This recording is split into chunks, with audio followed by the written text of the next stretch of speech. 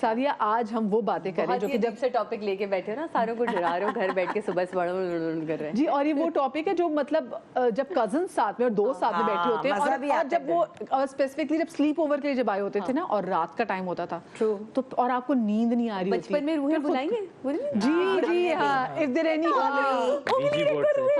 Soul passing by, हाँ छल्ला डाल के देखो पूछे होते थे। आप ये बताएं, जब इसे स्टूडियो में आती है सलाम कर लेती है ना? अस्सलाम वालेकुम आती, मैं तो सलाम जरूर करती हूँ। अम्मी हमारे वालिदैन ने सिखाया था, किस घर में भी जब आप एंटर हो तो आप सलाम जरूर करें। हमारे इस स्टूडियो में, मैंने यहाँ काम भी किया हुआ है, तो यहाँ खुद है, इनको सलाम क्या करें, इनसे बना के रखें, आंखें देखें कैसे मेरी बैठ गई फैल गई। या जितने कैमरामैन हैं वो आपको इतनी कहानियां सुनाएंगे, ये इन लोगों को पता है कि यहाँ से हमारी चीजें गायब हो जाना। बड़े प्यार से हमें तंग करते थे, हमने कहते थे ना करे ना, देखे आपको पता है ना, इस वक्त हम बड़ी टेंशन। अच्छा, यहाँ इस स्टूडियो का मुझे अभी तक नहीं पता, बट मैं इससे पहले जिस चैनल में थी वहाँ पे तो हो चुका हुआ मेरे साथ। नहीं, यहाँ भी है। अच्छा, पता नहीं मेरे साथ क्यों होते, शायद मैं वो मेरे से नहीं, फील नहीं करते। नहीं है ये, जैसे इसने वहाँ पहले बोला था कि एक्चुअली तो उनकी थी ना, उनकी दुनिया थी, वो थे, हमने आके उनके घरों पे कब्जा किया है, तो वो इतनी आसानी से देते हैं। हाँ, लेकिन अगर आप उनसे बना के थोड़ी सी रख लें, आप थोड़ा सा उनका ख्याल कर लें। जैसे बड़े बूढ़े हमेशा कहते थे कि जब गोश्त खाया करो तो बेटा हड्डी पे थोड़ा गोश्त लगा रहने दो, वो किसी और का हिस्सा है। हम तो नलियों के घाव के चबा के जब तक जान नहीं ले लेंगे ना, लेकिन कुछ चीजों को बड़े बूढ़े बिल्कुल जब बड़े बूढ़े बोलते हैं तो इन बातों को सोचना चाहिए कि क्यों वो बोलते थे, इनके पीछे रीजंस था। इसीलिए कहते थे हर जुमरात, क्यों लोग कहते थे हर जुमरात नजर न्याज घर में फातिहा हो, कुछ ना हो तो मीठा मंगा के जरूर रख लो, आप ढक के रख दे। यार आपको क्या जाएगा, आप अपने ऊपर इतनी चीजें खरीद, कुछ नहीं, आप चीनी निकाल के इस नियत से रख दे कि ये मैंने आपके लिए रखी है, मेरे इस वक्त ये हालात है, यही है, आप लोग भी मेरे हक में दुआ करिएगा ताकि मेरे लिए बेहतरी हो। देखिए छोटी छोटी सी चीज़ें मैंने अपने वालिदैन से सीखी हैं, मेरे घर में ये चीज़ें होती हैं, रेगुलरली होती हैं।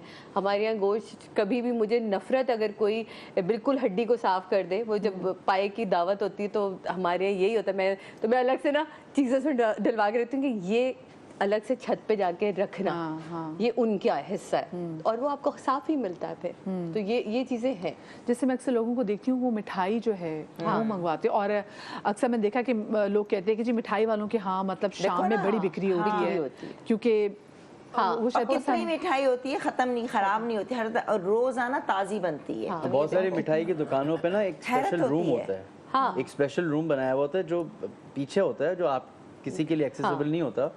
वो इसीलिए होता है कि रात को जो मिठाई बचती है वो उधर रख देते जाके। मुझे 3-4 दफ़ा ऐसे मिठाई वालों ने कॉल करके बकायदा बताया है कि हम लोग के यहाँ स्पेशल कमरे बने हैं, अच्छा, जहाँ और कोई नहीं जाता, वहाँ से ओनर जाता है, वो मिठाई जो एंड में बची है वो रात को वहाँ पे रखी जाके और बंद कर दिया, और सुबह जब आते हैं तो वो क्लीन नहीं होती क्लीन। बहुत सारे ऐसे मिठाई वाले हैं जो आप, जैसे मेरे वालिद साहब हमें बताते थे, तार रोड पे 2-3 मिठाई वाले मशहूर वाले हैं, तो वो कहते हैं कि रात में वहाँ पे आती है मखलूक आती है, मिठाई 10-10 20-20 किलो के टोकरे लेके जाते हैं, और आप होता है ना कि आप रात के और टाइम पे 10-20 किलो का टोकरा लेके जा रहे हैं, तो आप कहते हैं कि कौन है बंदा, अच्छा देखने से भी अंदाजा हो जाता है कि यार ये अजीब से लोग आए हैं, वो नूरानी चेहरा है जो, कहते हैं वो टोकरे लेके गए हैं, आप दुकान से निकले देखने के लिए कि कौन है, कहाँ जा रहे हैं, गायब। और मैंने एक दफा एक्सपीरियंस किया हुआ ये, हम फैसल बुखारी साहब का सीरियल करने दुबई गए हुए थे, तो शारजा में हम लोग एक मोटेल होटल टाइप की जो जगह होती वहाँ ठहरे थे, तो मेरा कमरा जो था वो मेरा कज़न शब्बर मुझे छोड़ने आया, मेरी फूफी के घर रजब के कुंडे चल रहे थे, तो आपको पता है वो तो कहीं भी हो, हम दुबई में उनके घर गए, वो नज़र चखी, मैंने कहा रात में तो मुझे ड्रॉप कर देना। अच्छा उस दिन ना ऐसे हम दोनों आपस में बातें करते हुए आ रहे, मैं कहा अच्छा तुम तो, वो उसको भी इन चीज़ों का बड़ा शौक होता है, और हर एक को तो यही होता है ना, ऐसी कोई बात कर तो ये जादू हो गया, अरे भाई जादू क्यों हो, मतलब बैठे बिठाए अगला बंदा आपको ऊपर जादू कर दे। मैं उस रात आई वापस, तो नॉर्मली मैंने अपना मेकअप उतारा और मैं लेट गई। थोड़ी देर बाद मुझे फील हुआ कोई फजर के बहुत करीब कि मेरी टांगे ना जैसे किसी ने यूँ करके पकड़ी है, एंड अब वो हाथ जो है आगे तरफ बढ़े।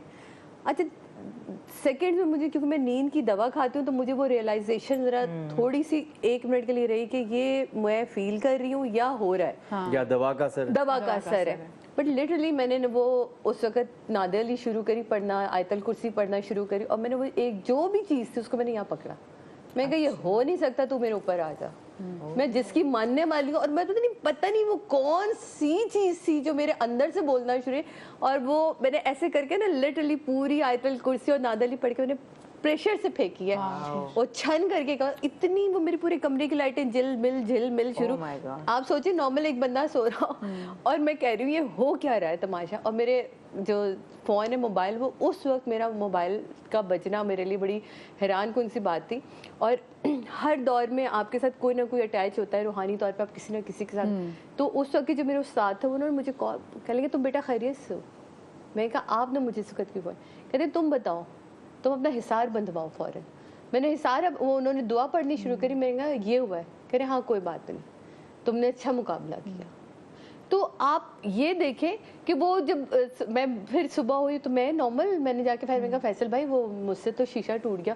कह रहे क्या किया तूने रात को? मैंने कहा मैंने नहीं किया, वो मुझसे लड़ रहा था, मैंने लड़ाई लड़ी। और वो बाकायदा वो शीशे पूरा जो ड्रेसिंग टेबल था, दुबई है, ये दुबई तो देख रहे सहरा है, लेकिन यूजुअली ये जो हमारे टूरिज्म के लिए लोग वहाँ जाते हैं, जो हमारे अपने गलियात के जो इलाके, तो वहाँ पे मैं इतने लोगों को, मैं अपने नॉर्दर्न एरियाज में मैं अपने भाई को भी देखती हूँ कि जी गए होते तकरीबन 3-4 जो है ना हफ्ता रहने के लिए, दूसरे तीसरे दिन भाग कर आ जाते हैं कि जी वहाँ पे ऐसी कोई चीज़ होगी, फलानी चीज़ होगी, कोई चीज़ आके लग गई है, बच्चे की आवाज़ जो है मैं उसमें कोई अजीबो गरीब बच्चे आवाज़ में रोने लग गया। तो मेरे अपने भाई के साथ भी होगी कि वो जैसे डरे हुए वापस आते हैं बुखार में। तो आपको मिनाज कभी किसी ऐसे शख्स ने बताया हो कि हाँ मैं यूँ गया था? देखिए मैं अपने ताया का बताता हूँ आपको। मेरे ताया का बड़ा क्रेजी वाक़या था। तो मेरे ताया उस वक्त एक बहुत बड़ी गवर्नमेंट के ना चेयरमैन थे एक इदारे के। तो उनको कराची से इस्लामाबाद रातों रात मूव करना पड़ा, वो मूव कर गए और उनको फिर वो हर वक्त उनकी ट्रैवलिंग रहती थी, तो बाय रोड भी हो रही है। तो उनको जाना था कश्मीर की साइड पे, तो वो बाय रोड उनको जाना था। उस वक्त ये मैं बात कर रहा हूँ अर्ली 2000, मतलब नहीं बल्कि 94-95 की, सही है। तो वो इस्लामाबाद से निकले कश्मीर रोड, कश्मीर जाने के लिए चले गए। वो कुछ ऐसा हुआ सिलसिला कि उनको जिस टाइम पे पहुंचना था वो नहीं पहुंच पाए, देर में पहुंचे। तो वहाँ पे उनको पहुंचते पहुंचते शाम हो गई। उनकी मीटिंग्स वगैरह हुई, मीटिंग ख़त्म होते होते मगरिब का टाइम हो गया, रात हो गई।